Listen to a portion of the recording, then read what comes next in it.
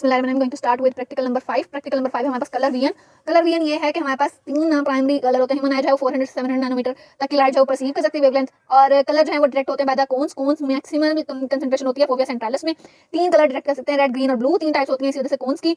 तो एरिथ्रा लोब जो रेड करते हैं, क्लोरो लोब जो ग्रीन करते हैं, और साइनो जो ब्लो करते हैं। ये हमारे पास जो है टाइप्स ऑफ कोन्स हैं जो कि हमारे पास डिफरेंट लाइट्स के लिए सेंसिटिव होती हैं। रेड सेंसिटिव जो है वो 723 से 647 नैनोमीटर पिगमेंट लेंगी।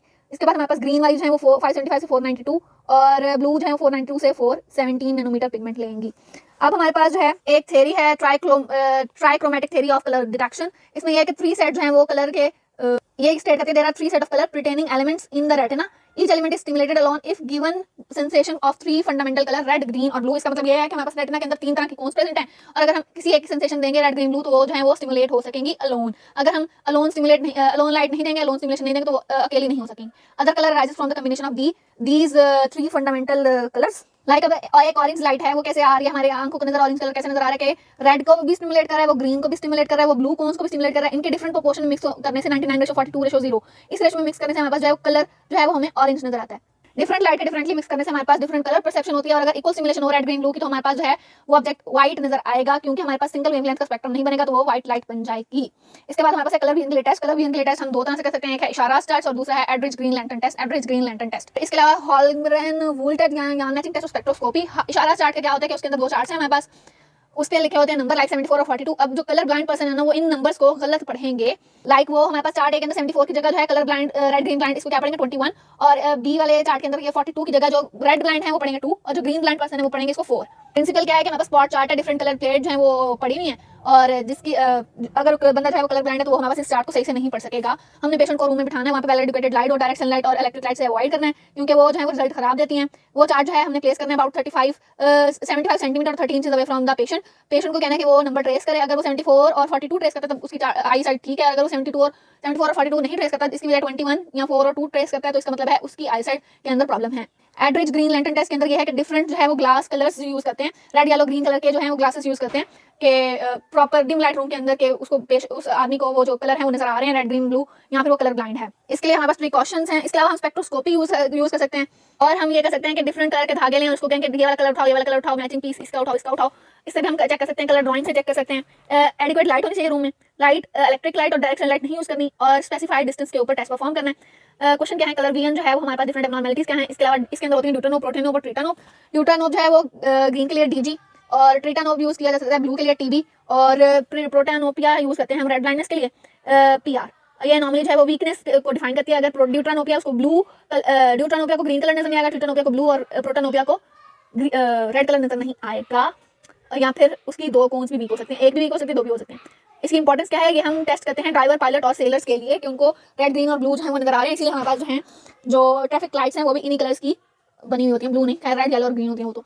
और हमारे पास डायरेक्ट इलेक्ट्रिक और सनलाइट क्यों नहीं यूज करनी, क्योंकि वो डिस्क्रिपेंसी कर देती हैं रिजल्ट्स के अंदर। इसके बाद हमारे पास एक कॉन्सेप्ट है फील्ड ऑफ विजन का। फील्ड ऑफ विजन की बात करें तो हमारे पास अगर हम लेफ्ट आइट कंसीडर करें ये राइट, तो हमारे पास दो तरह के फील्ड ऑफ विजन होते हैं दोनों आइज के लिए। एक होते हैं जो नोज वाली साइड से नोज वाली साइड से आ रहे हैं, इसको नेजल फील्ड कहते हैं। जो टेम्पोरल रीजन वाली साइड से आ रहे हैं तो उसको हम कहते हैं टेम्पोरल फील्ड। टेम्पोरल फील्ड जो है वो नेजल फाइबर्स कैरी करते हैं, और जो हमारे पास नेजल फील्ड होता है वो हमारे पास टेम्पोरल फाइबर कैरी करते हैं। इस बात को समझना बहुत जरूरी है। फील्ड ऑफ विजन हमारे पास ऑपोजिट साइड के फाइबर्स कैरी करते हैं। टेम्पोरल वाले फील्ड ऑफ विजन को कैरी करते हैं नेजल फाइबर्स, और नेजल वाले फील्ड को कैरी करते हैं हमारे पास temporal fibres in the optic nerve. इसके लिए हमने ऑप्टिक नर्व और ऑप्टिक पाथवे करना है। ऑप्टिक नर्व जो है वो हमारे पास बाइपोलर सेल से अराइज करती है, फिर ऑप्टिक फोरामेन या ऑप्टिक कैनाल से वो एंटर करती है स्कल में, वहां पे जाके बनाती है ऑप्टिक क्याज्मा। ऑप्टिक क्याज्मा जो है वो पाइट्यूटरी ग्लैंड के नजदीक होता है, और फिर हमारे पास ऑप्टिक क्याज्मा के अंदर जो नेजल फाइबर हैं जो कि टेम्पोरल विजन कैरी कर रहे थे वो ऑपोजिट साइड पे क्रॉस कर जाते हैं, और उसके बाद बन जाते हैं ऑप्टिक ट्रैक्स। ऑप्टिक ट्रैक जो है वो आगे ऑप्टिक ट्रैक्स आगे हमारे पास lateral geniculate nucleus of thalamus में जाते हैं, और वहां से ये जाते हैं हमारे पास ऑप्टिक रेडिएशंस के through primary visual area, area 17, and association area या सेकेंडरी एरिया, एरिया 18 एंड 19।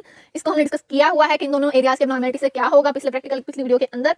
और विजुअल फील्ड्स के फैक्टर कौन कौन से और इफेक्ट होंगे, कौन कौन सी चीजें इस पे डिपेंड करती हैं कि विजुअल फील्ड किन किन चीजों से इफेक्ट हो सकता है। विजुअल एक्टिविटी यानी कि पेशेंट जो है वो नॉर्मल होना चाहिए विजुअल फील्ड, अगर उसका नॉर्मल हो। अगर उसकी दूर या नजदीकी नजर खराब है तो उसका विजुअल फील्ड भी डिस्टर्ब होगा। Size of object, colour of object and brightness and contrast of the colour. इसके लिए हम दो मेथड यूज कर सकते हैं, पैरामीट्री और कॉन्फ्रंटेशन मेथड। कॉन्फ्रंटेशन मेथड जो है वो विदाउट अपरेटस यूज होता है। अब इसमें ये होता है कि पेशेंट और जो हमारे पास एग्जामिनर है वो सेम आई कॉन्टैक्ट पे बैठते हैं। पेशेंट की एक आई को क्लोज कर दिया जाता है, एग्जामिनर भी अपनी एक आई को क्लोज कर लेते हैं, और हमारे पास उनके हाथ में कोई ऑब्जेक्ट होता है वो उसको नजदीक लाना स्टार्ट करते हैं अपनी आईज के, और जब एग्जामिनर को वो चीज नजर आना शुरू हो गई है और उसी टाइम पे पेशेंट को भी नजर आ रही है, इसका मतलब पेशेंट नॉर्मल है। और अगर एग्जामिनर को नजर आ रही है और पेशेंट कह रहा है उसको नजर नहीं आ रही, इसका मतलब उसका फील्ड ऑफ विजन जो है वो डिस्टर्ब्ड है। और इस काम के लिए जो है वो हमारे पास जो एग्जामिनर है उसके भी फील्ड ऑफ विजन नॉर्मल होना जरूरी है, उसकी भी नजरें वगैरह ठीक होना जरूरी है।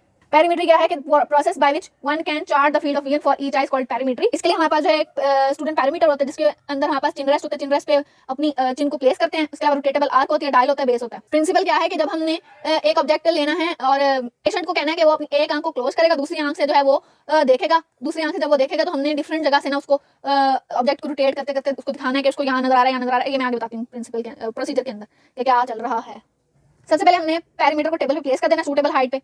उसके बाद हमने उसको जो पेशेंट है, जो भी सब्जेक्ट है, उसको उसके सामने बिठा देना है और सामने चार्ट लगा देना है। चार्ट लगाने के बाद हमने क्या करना है कि पेशेंट की चिन को चिन रेस्ट पे रख देना है और उसको ऐसे रखना है कि उसकी जो एक आंख है वो मिरर के सामने, इसके अंदर एक मिरर लगा होता है सेंटर में, उसके सामने आए। फिर हमने क्या करना है कि जो पेरीमीटर है उसके अंदर एक आर्क होती है, उसको 0 मेरिडियन यानी कि 0 डिग्री के ऊपर टेम्पोरल के अंदर सेट कर देना है। फिर हमने एक स्टैंड या कोई भी ऑब्जेक्ट जो है वो मूव करना है और जब वो, जैसे अब ये कैमरा के अंदर मैं मूव कर रही हूँ, जब ये कैमरा के अंदर आता है तब नजर आता है। इसी तरह जब वो फील्ड ऑफ विजन के अंदर ऑब्जेक्ट आएगा तब नजर आना स्टार्ट होगा, तब पेशेंट कहेगा यस मुझे नजर आ रहा है। जब पेशेंट जब जो यस करेगा वहां पे हमने उस चार्ट पे डॉट्स लगाते जाने हैं और आहिस्ता आहिस्ता हमने जो है वो आर्क को रोटेट करते जाना है। लाइक पहले अगर वो इस तरह पड़ी है तो फिर हमने हल्का सा उसको टिल्ट करना है, फिर टिल्ट इस तरह टिल्ट करते करते हमने उस आर्क को पूरी तरह से घुमाना है और उस पेशेंट के नेजली, टेम्पोरली, सुपीरियरली, इंफीरियरली हर जगह से फील्ड ऑफ विजन को चेक करना है कि वो कहां से कितनी रेंज में देख सकता है। इस तरह ये चार्ट जो है वो प्लॉट करेंगे हम, तो हम पेरीमेट्री कहेंगे। और फिर हम दूसरी आई के लिए भी यही प्रोसीजर जो है वो रिपीट करेंगे और पॉइंट्स लगाते लगाते हम जो है अपना चार्ट कंप्लीट करेंगे और इसको हम अपने जो है प्राइमरी कलर्स के साथ भी रिपीट कर सकते हैं। रख दे। ब्लाइंड स्पॉट क्या है? हमारे पास दो तरह के रिसेप्टर्स होते हैं रेटिना के अंदर, रॉड्स और कोन्स। रॉड और कोन्स जो है वो साइनैप्स करते हैं बाइपोलर सेल्स पे। बाइपोलर सेल्स जो है वो गैंग्लियन सेल पे साइनैप्स करते हैं, वहां से बनती है ऑप्टिक नर्व। ऑप्टिक नर्व जो है वो हमारे पास इंफॉर्मेशन कैरी करती है ब्रेन की तरफ, आई की जो सारी इंफॉर्मेशन होती है। फोबिया के अंदर जो है वो सिर्फ कोन्स प्रेजेंट होती हैं। फोबिया सेंट्रलिस में कोन्स जो है वो सबसे ज्यादा प्रेजेंट होती हैं कंसंट्रेशन में।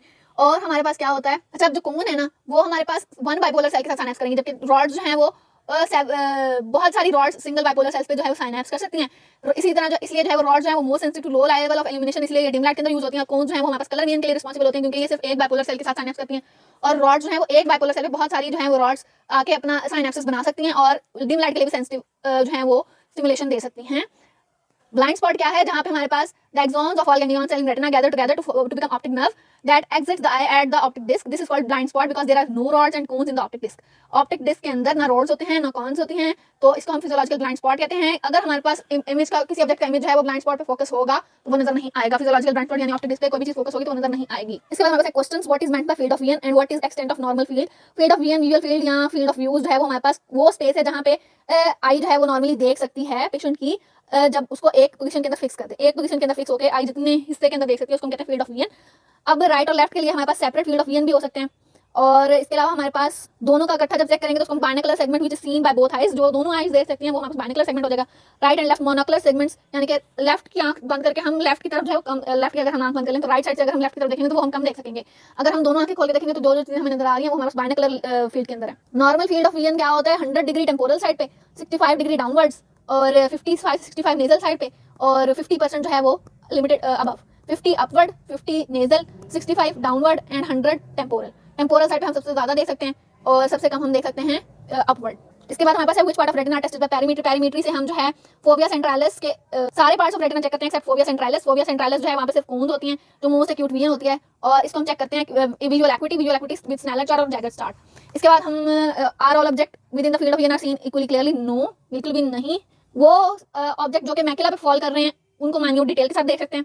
इसके अलावा कलर ब्राइट और डिस्टिंक्ट उनके देख सकते हैं और ऑब्जेक्ट जो कि हमारे पास पॉइंट ऑफ फिक्सेशन से जितनी ज्यादा दूर है उतने ज्यादा वो लेस क्लियर और उनके कलर जो है वो डिफिकल्ट टू आइडेंटिफाई हो जाएंगे। 6 मीटर के डिस्टेंस पे पेशेंट की हेड और नेक जो है वो क्लियर फोकस में होती हैं, उस ऑब्जेक्ट पे फोकस कर सकती हैं। और इसके अलावा नॉर्मली जो आई होती है वो अनअवेयर होती है मूविंग ओवर अ सीन और मूविंग ऑब्जेक्ट को हम जो है अपने कॉर्नर ऑफ आई से ज्यादा अच्छा देख सकते हैं then by directly gazing at it.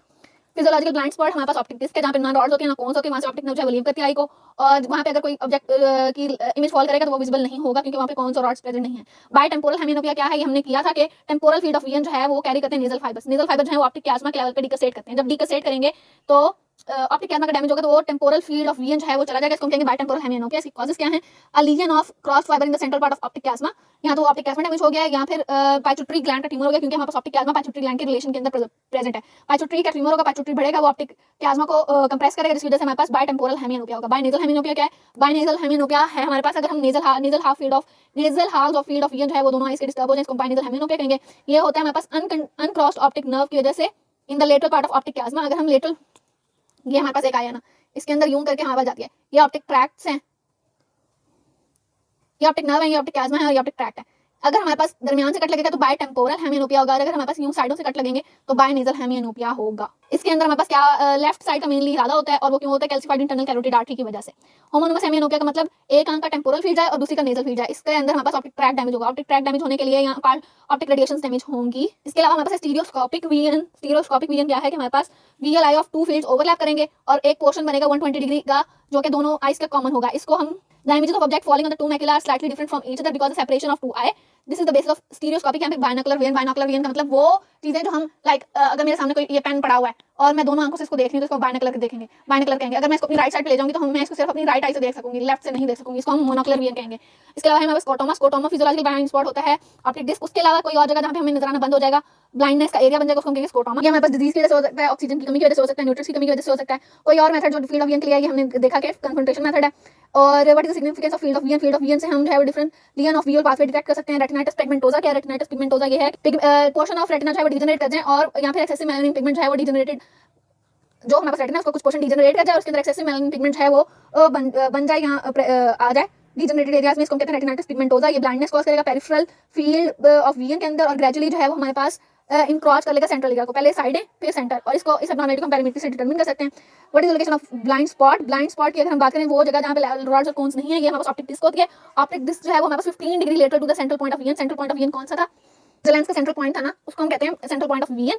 और 15 डिग्रीज लेटर टू वो सेंट्रल पॉइंट ऑफ विजन हमारे पास ऑप्टिक डिस्क लोकेटेड होती है, और वही हमारे पास फिजियोलॉजिकल ब्लाइंड स्पॉट होता है।